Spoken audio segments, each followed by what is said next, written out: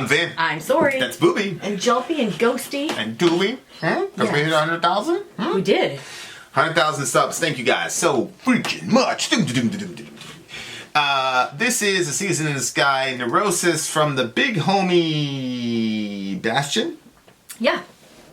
Shout out to the big homie. For timely topical political commentary, you can hit us up at Middle America with Vin and Story. There are multiple ways, dear listener, and new ways that are coming soon for you The hair stuck in my lip gloss. Get your... Okay. People needed to know that. Well, I was like attacking my lip. Get your song reviewed. My favorite one is the community option. $1 at the gate at Patreon gets you into the portal, and then an alliance leader will get to you, tell you to join their alliance. It's probably the most fun way because it is. You get to meet other people and you guys work together and community oriented. Yeah, they don't just talk about hey this song. Like they have other conversations. No, they become very very close friends. Discord chat and all that stuff. Yeah. Which is, I think, pretty important right now with everything going on 100%. In our community, society. 100%. 100%. So, our governor just issued a stay-at-home order from April 2nd to April 30th. So there's that. He did? I think she did? Yeah. So, you know, it's good times. Good times were had by all. I'm trying not to get up on all the socials and stuff, so please inform me. I just informed you. Yes, you informed them and it informed me. Because I just saw it 2 seconds ago. Oh, okay. Forgive me. Okay. If you want to skip ahead of the line and you don't want to be part of an alliance or something like that, then it's $125 at the gate. Yeah, if the fun of it is not hanging out with the other people and stuff, the fun of it is just, I want my song reacted to. If you're a filthy capitalist like Sori, or you're selfish like her, or you want to prioritize your stuff like her, or you're an individualist like her. No, that's not it. It's like just, her, you have something in your head and you want it. Listen, if you want something at the store, you pay for it, you go, you get it. So some people just want that option. They just want to get the song. I get it. I'm not mad at you. I don't think that that's wrong. I think that that's... VinAnd-Sori.com is the new website. I'm like firing it up right now. I just want to see where it's at. in process. It is in process. We've got an unbelievably talented person working on it, so we're very, very happy. She's going through all the codes right now. Yep, you can see the little inkling thingamajiggies on the way. Okay. Neurosis, A Season in the Sky. This should be very interesting. Let's do it. Okay, ready? And go.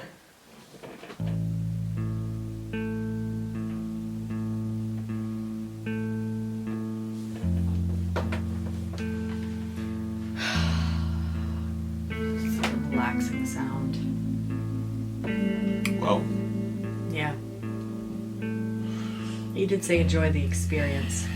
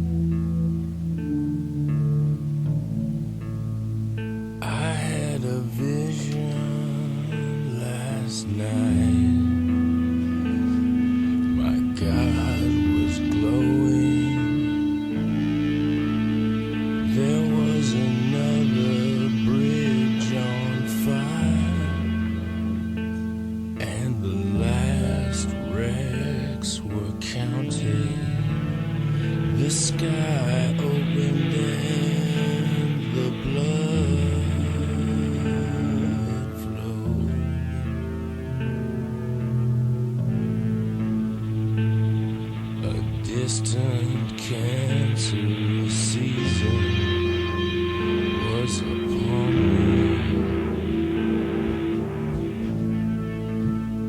I had a hook in my back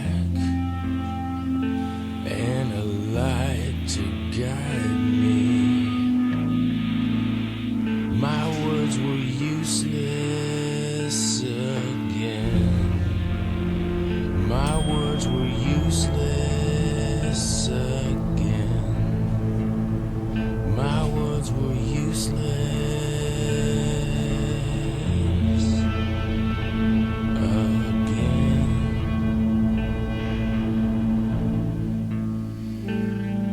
The leftovers were playing with my memories of love.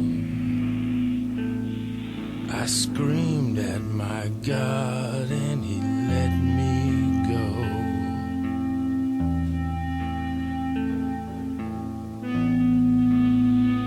I drifted silently to the desert and began to pray. I came to a pile of ashes and sifted through it looking for teeth. A snake spoke through me again, but I could not heal their wounds.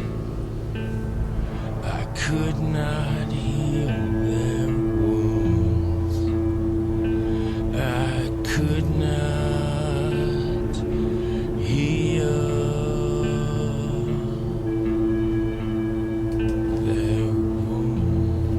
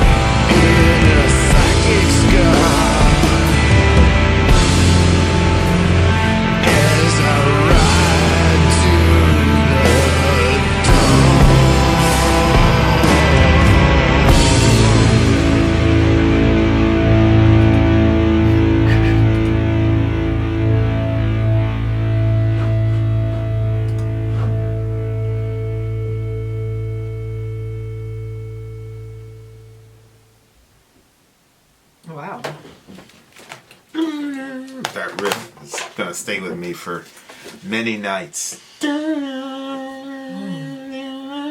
was oddly satisfying. I was always like off balance. Like I felt like I could never like grab hold of the song like and look it in the face. I was always kind of like off, and I don't like that. But it was oddly satisfying to me. I don't know what about it was. Satisfying to you. Yeah.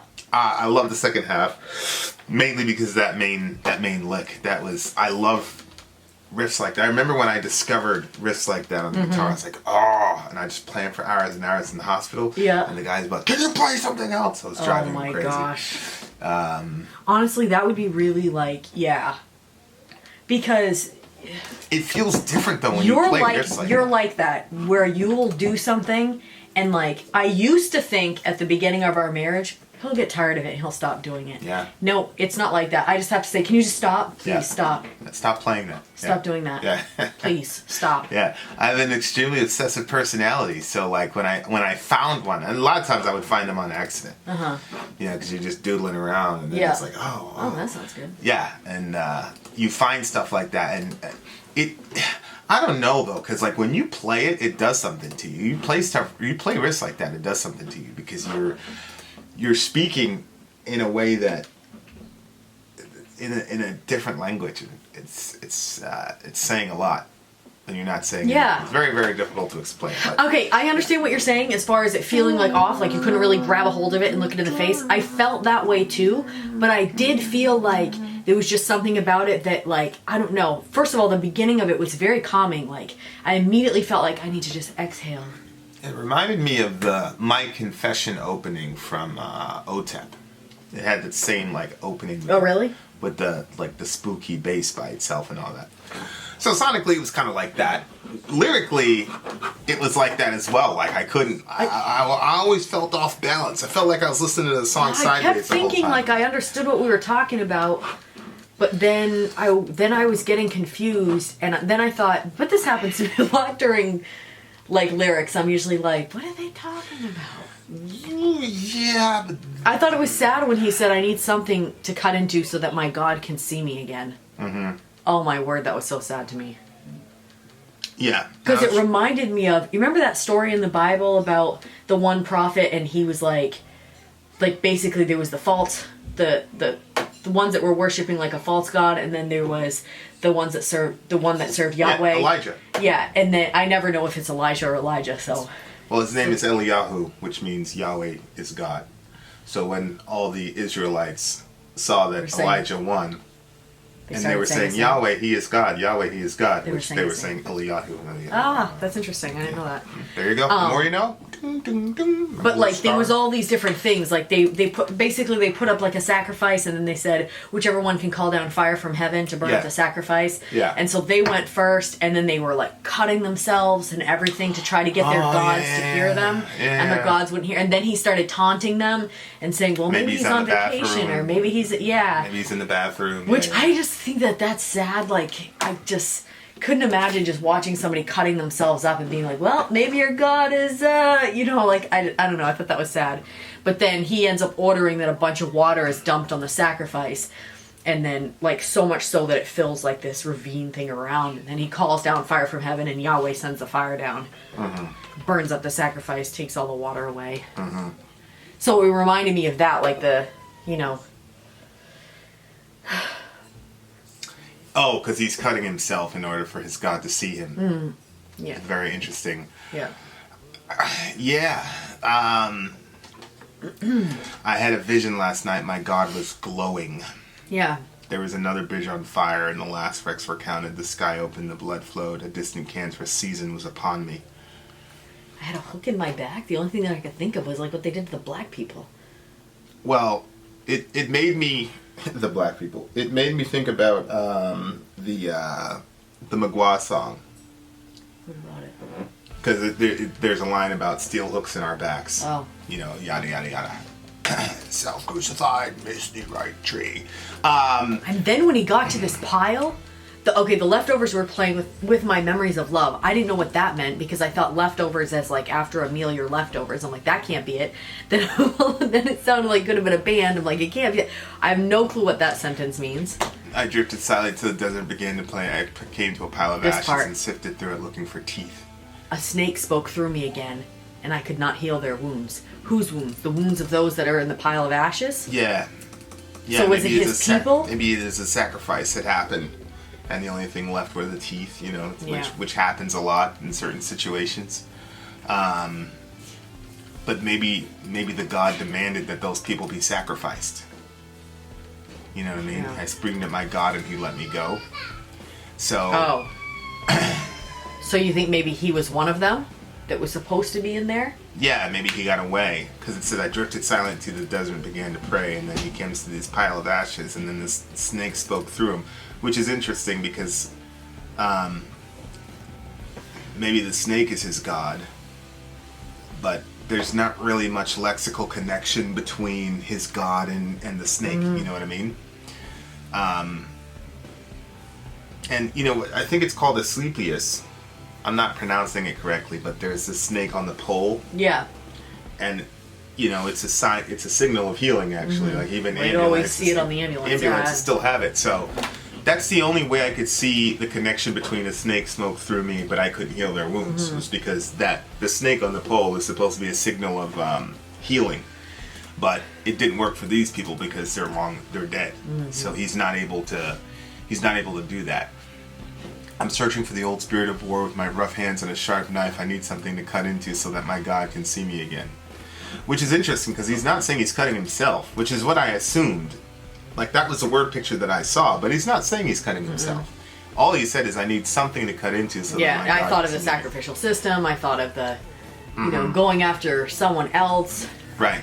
Yeah. Even if he would have said, I need someone to cut into, but it doesn't even say that, which is interesting. But it kind of looks like this idea of the God is demanding some sort of sacrifice. Yep. And so he's got to do something with the knife.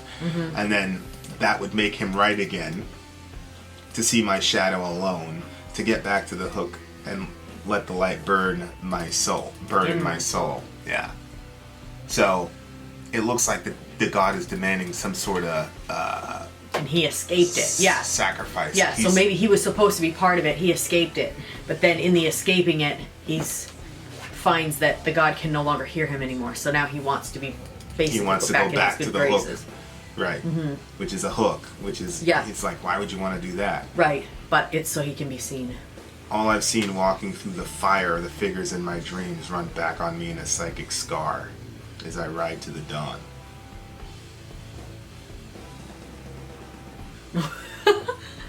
I like the way that the words sound. And like I said, they were oddly satisfying. I just don't know. Yeah, the only thing that I could see is that there is the theme of sacrifice and reconciliation to get back to the God, whatever it is, whether it's the moon. You know, I had a vision last night. My God was glowing. So because there's a moon here, I'm assuming in verse 1, and then he talks about the sun at the very end. Run back. Well, he's talking about riding into the dawn, but I could have swore I saw something about the sun I don't on know. there. Did you see the sun on there? No, Maybe- I pictured an orange sun when he was going through the desert. Yeah, maybe when it says as I ride to the dawn, I just imagine the sun, but it didn't really say anything about the sun. So But, well, yeah, he talks about a light guiding him, but right. So whether you're following the moon or the sun or whatever, it's this concept that you, in order to get right again, there's got to be some sort of sacrifice that happens with the knife. Which, of course, from our perspective as Christians, we would say, yeah, you're not totally wrong about that. That is necessary because, you know, as I've said, you know, even when you think about, you know, going through a pile of ashes and looking for teeth, like, that's a horrible situation, whatever situation caused that. And so, you know, when you look at human beings and all the hell that we raise on the earth, it makes sense to me that God would say, yes, I will forgive you, but you've got to take this seriously. yeah. You know, like, people want cheap forgiveness. They go, why can't God just, you know? Well, they want cheap forgiveness for themselves. Right. But if it's a guy Not like, for the neighbor. correct. If it's a guy like Trump, or if it's somebody that they believe is evil, Yeah. or you know, someone who's wronged them. yeah, then all of a sudden they're the worst person on the planet. But if it's stuff that they do normally, then, well, why God's overreacting? Right, but the same people are also upset at you if you say that, you know, there are possibly Nazis in heaven if they repent. Or well, they don't want any grace for the Nazi. So when God tells them that they're bad people, they go, no, I'm not a bad person. But then when God says, yeah, I'll be gracious to the Nazi, then they don't want that either. Oh, I know. Yeah. This is basically your God. Okay, I get it. So, yeah, I think that's the most that I could surmise. But lyrically, yeah, like I said, I was off balance the entire time. And I give kudos to the guy because I don't think that he's saying gibberish. I'm pretty sure there's a unifying principle here. Just like sometimes people, like, if they can't understand something, they'll call it gibberish. Yeah. You know, the fact that I couldn't really grasp hold of the lyrics doesn't mean it was gibberish. There's a clear. Like when I was talking about rap. Yeah. I didn't understand it. I was like, it's unintelligent. Yeah, I was surprised that you liked rap because you were so smart for a black guy. That's what she said. This one. She's spending the rest of her life proving she's not a racist. I am not. So, you know, like, that's as close as I could come to it. But kudos to them for masterful writing. What do you give the song? It's an 8.7 for me. It's a 8.2 for me. I thoroughly enjoyed that riff, that little lick. That one bought it some points. Honestly speaking. But other than that, it was I don't know. This is one of those things that I say to myself, well, maybe if I listen to it. It did feel like it kind of went on and on. Maybe I need to listen to it again. I will say it felt like it went on and on, but like I said, there was something satisfying about it, so. Really? Yeah. Okay. There you go. There you go, you beautiful people. Have a good day. This one is in trouble. Well, she might have the plague or something. No. So, vid out. Sorry out. Gone. There was another bridge on fire, and the last wrecks were counted. The sky opened and the blood flowed.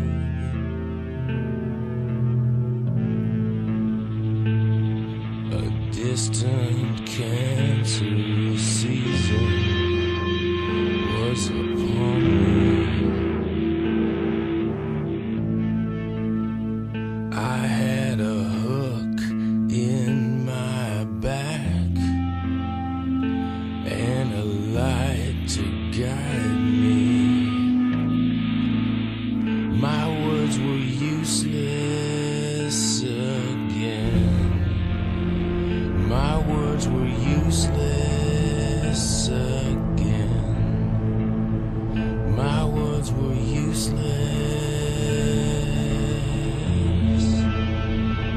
again.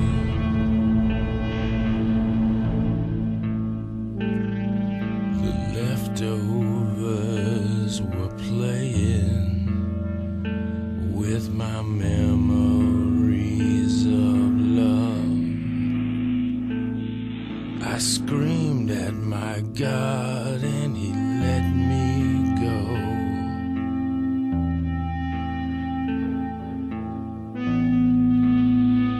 I drifted silently to the desert and began to pray. I came to a pile of ashes and sifted through it looking for teeth. A snake spoke through me again, but I could not